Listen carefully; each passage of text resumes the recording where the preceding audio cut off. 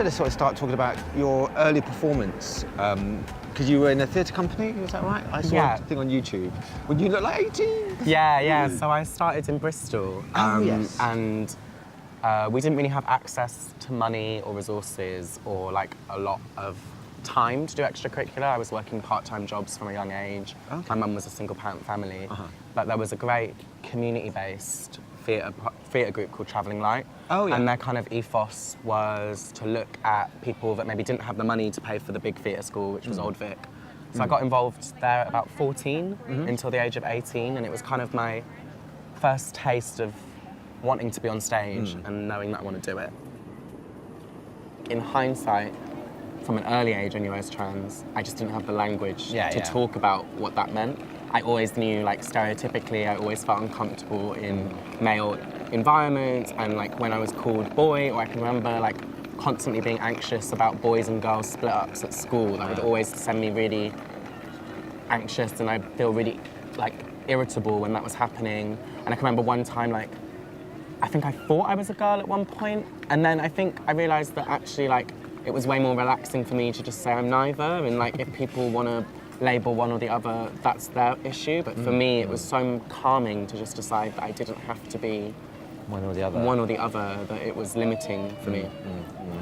I mean, I watch a lot of sci-fi stuff, and I love the whole idea that I live on a planet where there's more than one gender, Like, real. more than one sexuality. It's like, I find that really exciting. I love Afrofuturism. So Ooh, I think what's that? well, it's kind of like sci-fi, but a black practice of sci-fi.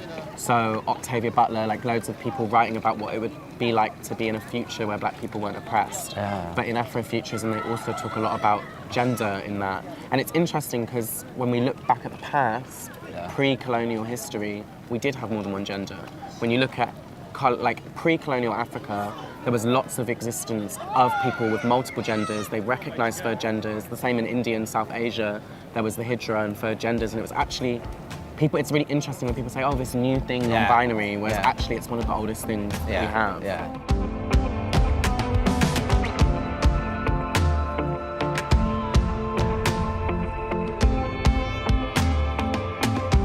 A constant stress or worry that I have, because I think what happens when you're performing work as a person that holds the multiple identities that I do is that it becomes also not just about your work, but also you become this beacon of someone. You know, there's so few black trans people in the UK making work at a visible level that when they start seeing a black trans person at the Tate, or, you know, on these big stages, or selling out shows, or opening for things, people that are young and queer that want that representation obviously place a certain, oh my God, on you, right? And I think for me, managing those expectations means that I want to still give them a part of me. I want to, you know, if someone comes up to me and says, I really love your work and I spent money to come and see you, you want to give them time.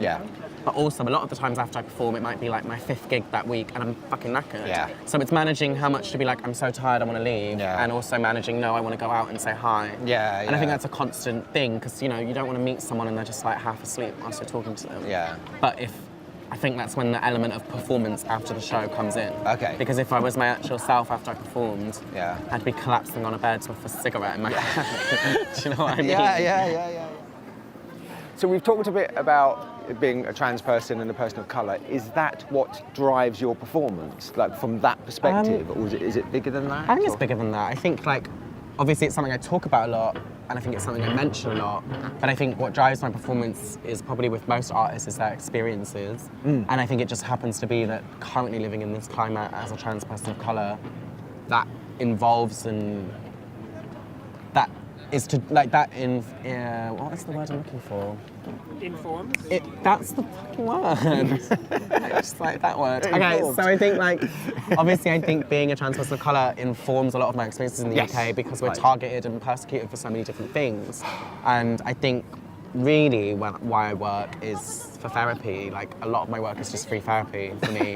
And I say this a lot to people, I don't actually create work I've been saying this more and more recently to drive it home. Like, my goal when I create work isn't to inspire other people. It's actually not for other people. Yeah. I create work very self-centeredly for me, and then as a byproduct, I think that makes authentic work that connects with other people. I totally agree with you. I totally agree. I mean, a lot of artists say that, don't they? So sort of write what you know or film what you know, let it come from your core, and then that's the universal human experience. Right.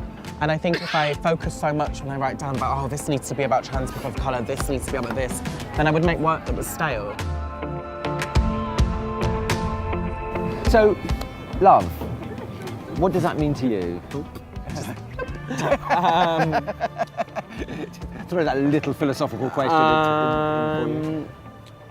I mean, I think it drives everything. It's what everyone wants to have. I think about love in not terms of like romantic. Yeah. I try not to differentiate between friends and romance. I think my friendships are really romantic.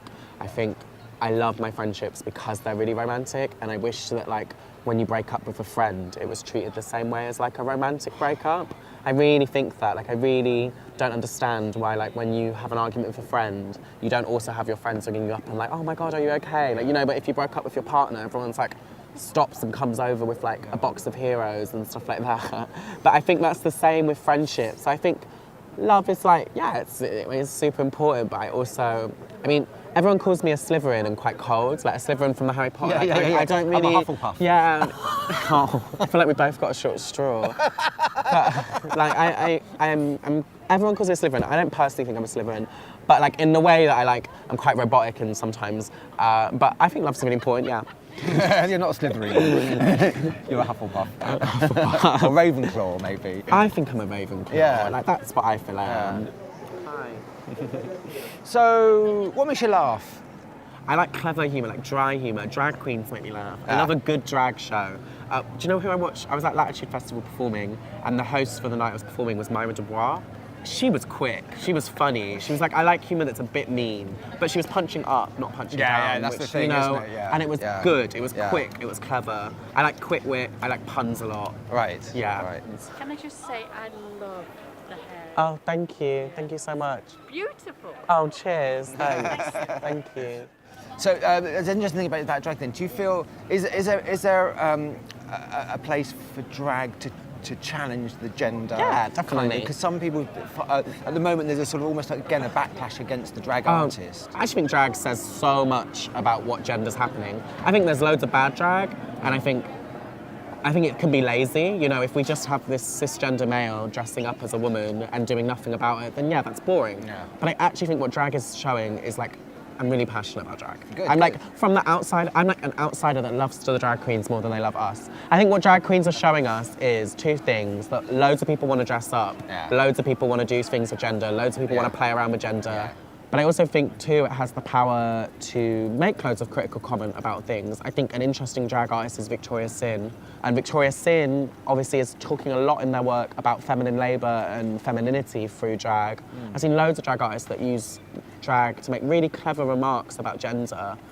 And I think it's interesting that drag is becoming so popular, or it is so popular, has withstanded the test of like popularity, because I always find it interesting that the people that are dressing up on stage look a lot like what I look like on the street in these outfits and these looks. But they're getting hailed and praised and I'm getting harassed. And I think that's such an interesting comment that we're accepting a certain type of femininity, but only when it's on stage. Yeah, safe. When it's safe, yeah, when we can clap and perform it, when it's in a box. Keep it contained. Keep it contained.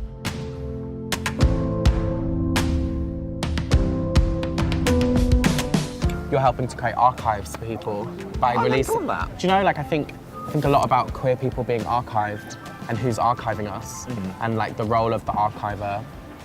And if you're creating these films and you're creating documents for people to refer back to. That's what James says. He sort of says, you know, hopefully in the future there'll be a lot more people sort of watching it and getting support and hope. Yeah, and seeing what was happening at that specific time. Yes. You know? Yes. Sorry, you probably don't want me smoking in it, do you? Probably not. Yeah. So with your performance, with your work and your art, is there some sort of specific feeling or emotion that you want to elicit from the participants? Do you go in thinking, okay, with this work, I want them to feel this or have that reaction, or is it a bit more fluid than that? I think it depends on the work.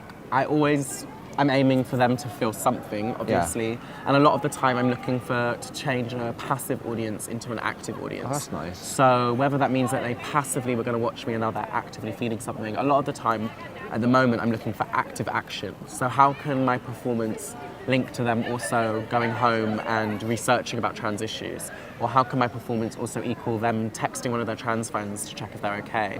Or how can one of my performances mean that next time they're going to ask how one of their friends are getting home at night?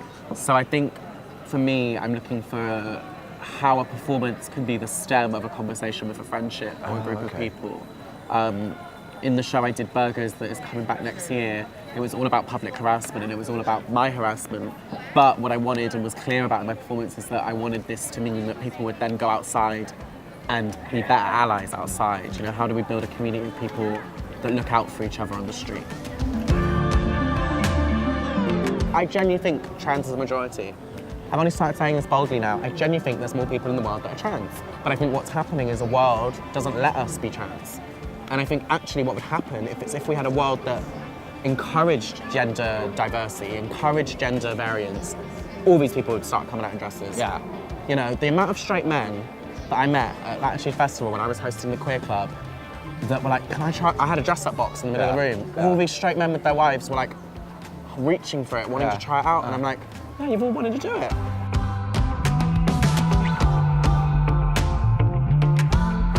Do you feel that you're kind of like a pioneer?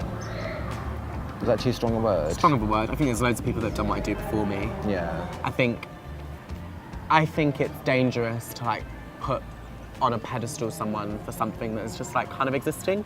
Also, I think I think what the difference is there's like, I know loads of my friends also identify as gender non-conforming, also walk out. The difference is I have a platform.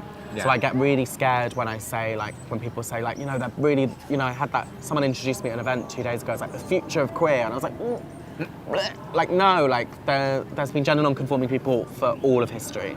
I think it's way more important to say, you know, I'm just someone that's doing it visibly at the moment that is getting some attention. I think we're all pioneers. I think all trans feminine people are incredibly pioneering for braving to exist in this world. You can listen to your experience about what you were saying. It's a real bravery to exist in a really unique way of living, and that's not shaming the loads of people that don't do that. Like I think I know loads of people that are like, I wish I could go outside like that. I just can't hack it. And I'm like, they're just as important. But I think it is such a unique experience, and I talk about it with maybe when there's groups of us, we talk about it a lot. We say like, wow, no one really knows what we're experiencing. This is kind of surreal. It does feel very surreal sometimes. You know, when you're going out and you can't walk 2 steps without a group of people wanting to take a photo with you. And it's not because people know who you are, it's literally because of how you look. And I'm like, this is so weird. This is so surreal. You know, I think it's a very surreal experience. Shall I wait for the helicopter? So how do you replenish your soul? My friends, doing really normal things. I think reminding myself that trans people and trans feminine people are still really funny, can still go out and dance, can still have a drink, can still go eat food. You know, I think there's limitations on it. I was talking about this with someone, I think there's limitations on that. I was talking about actually dating whilst trans. What happens when the person you're dating experiences harassment for the first time as a byproduct of being with you? That you can't really go out on this like fun first date in public because they're gonna experience harassment.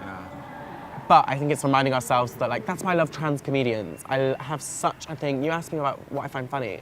Trans comedians are so funny. Like Sean Fay is hilarious. And I love Sean, you know, I also grew up with Sean in Bristol, but apart from that, like I love Sean because she reminds us that trans people have a fucking sense of humor.